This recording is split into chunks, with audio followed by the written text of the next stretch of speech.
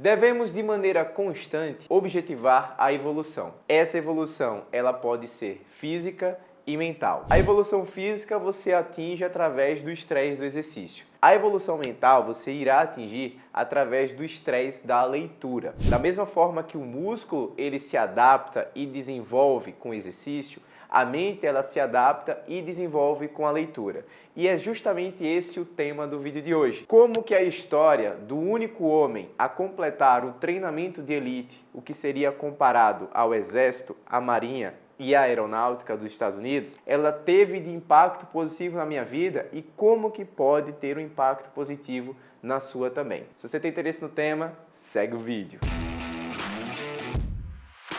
Fala galerinha, beleza? Danilo Pereira, médico do esporte, mais um vídeo aqui no canal. Se você caiu de paraquedas aqui agora, se liga que toda terça, quarta, quinta e sexta tem vídeo novo sobre o mundo, sobre o universo da medicina esportiva.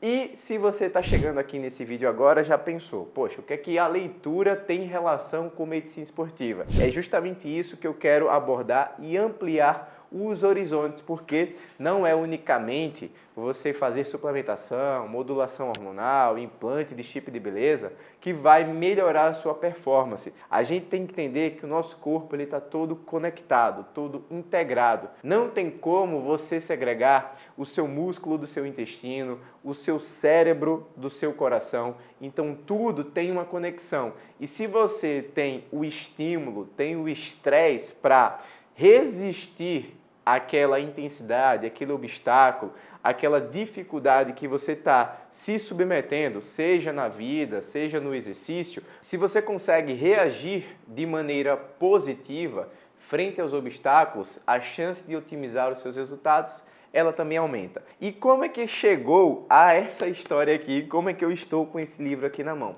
Isso aqui foi durante uma conversa, uma história de consultório do dia, em que o paciente chegou: Danilo, eu acho que se você ler esse livro, você vai girar uma chave e melhorar ainda mais a sua performance e especificamente, não só a performance física, mas a performance mental também. E do que se trata essa história aqui? Você tem um negro americano que tinha um histórico prévio de obesidade, pobreza, que esteve sujeito ao racismo, maus tratos físicos, principalmente decorrentes aí do pai. Você tinha uma má estrutura familiar e ele teve, a partir de uma disciplina, de uma resistência mental e empenho, esse jovem que previamente era deprimido e obeso, ele conseguiu dar a volta por cima e contar essa surpreendente história de vida e revelar para a maioria das pessoas que elas ainda não utilizam toda a sua capacidade física e mental. É daqui que a gente já vai puxar para os 3 grandes ensinamentos que eu faço desse livro. Primeiro deles, regra dos 40%. Olha só, quando você pensa,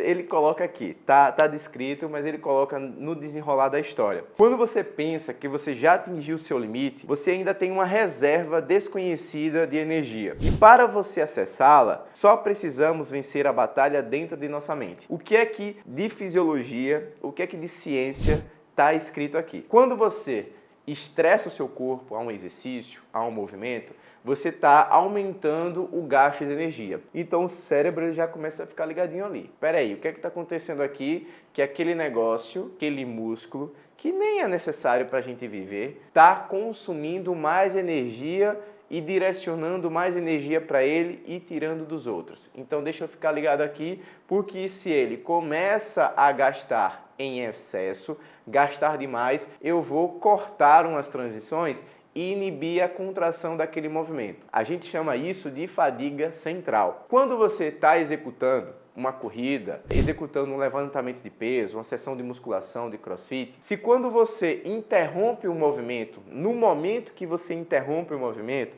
se a gente fizesse uma biópsia muscular e fosse avaliar a quantidade de energia disponível na fibra, ainda existiria energia. Por quê? Esse processo de cansaço, esse processo de fadiga, ela acontece primeiro no contexto de fadiga central do que, de fato, no contexto de fadiga periférica. Você interrompe o movimento não porque especificamente você esgotou a energia do seu músculo, mas sim porque a sua mente, o seu cérebro, já estava um pouco ligado ali, que você estava gastando energia demais e aí cria um mecanismo, cria uma maneira de que você desista, que você interrompa a execução do movimento. E quando você estressa o seu corpo de maneira repentina, de maneira regular, esse limiar de resistência, ele vai tendendo a ficar um pouco maior. Isso explica por que você progride, por que você evolui, né? No contexto de hipertrofia, de força, de resistência, de capacidade anaeróbica, de capacidade aeróbica, por que você aumenta o seu VO2 máximo, por que você tem ganho de mobilidade, de flexibilidade, porque você está sempre conseguindo estimular um pouco mais esse seu limiar, né, de capacidade de resistir a esse estresse. Então, ele resumiu esse contexto aqui na regra dos 40%, que eu achei interessante, né? Que quando você acha que você está no 100, na verdade você ainda está só lá nos 40, tem um bocado de energia. Não é especificamente assim, mas ao menos isso já nos sinaliza para que a gente não está ofertando o nosso 100%, apesar de que você acha que já está. Cada livro, cada leitura vai ter a sua percepção individual. Então, para o paciente, né, que me indicou,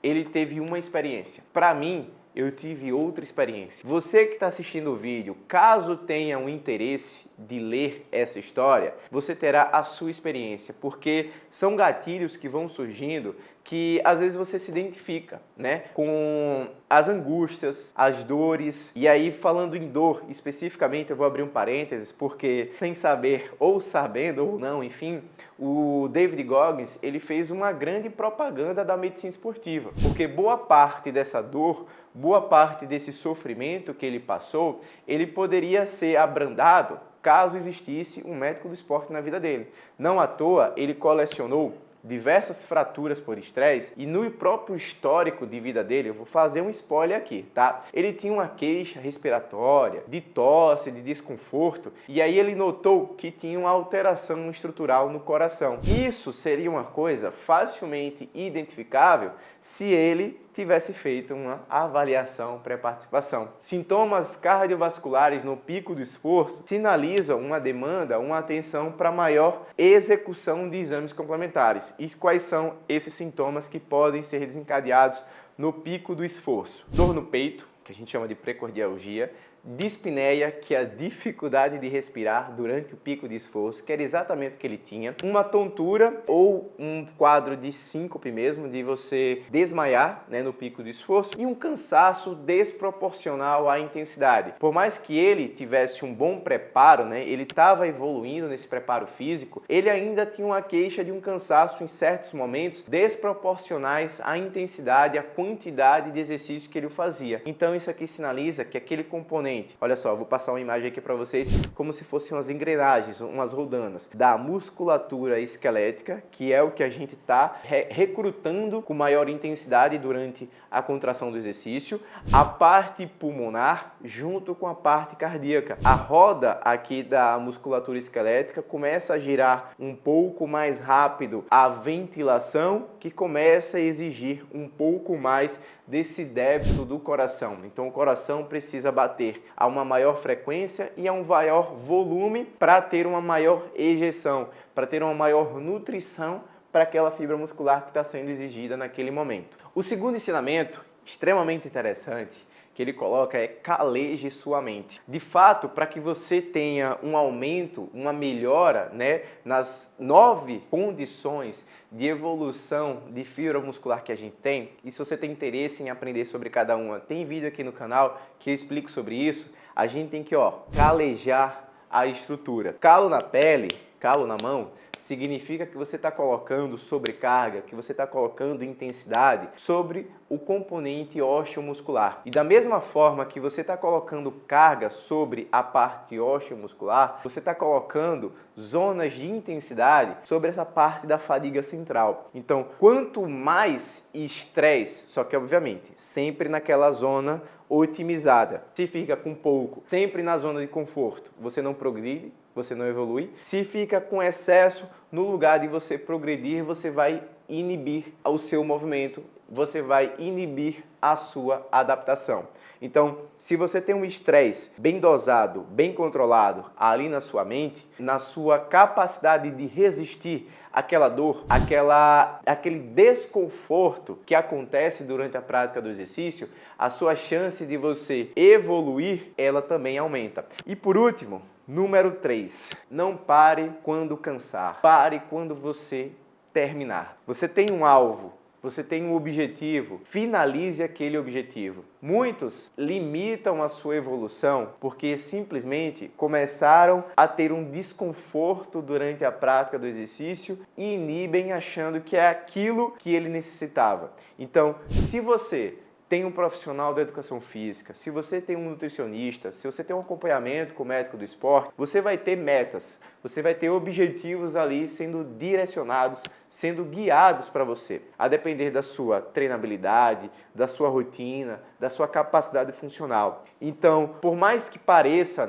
aleatório, mas o profissional da educação física, ele está colocando aquilo que ele tem a certeza, a segurança que você é capaz de atingir. E se você para antes, você está limitando sua progressão, você está limitando seu movimento. Obviamente, sempre com segurança, você tendo feito a sua avaliação pré-participação, para que você não se sujeite a estresses superiores do que aquele seu corpo, tanto físico quanto mental, está preparado para ter sobrecarga naquele momento. Para a gente resumir aqui toda essa história, se você tem interesse, eu vou começar a trazer um pouco mais desses costumes, desses hábitos de leitura e trazer algumas experiências, alguns aprendizados. Então eu já deixo de antemão essa grande sugestão de leitura, grande sugestão de evolução mental para você ter aí na sua vida.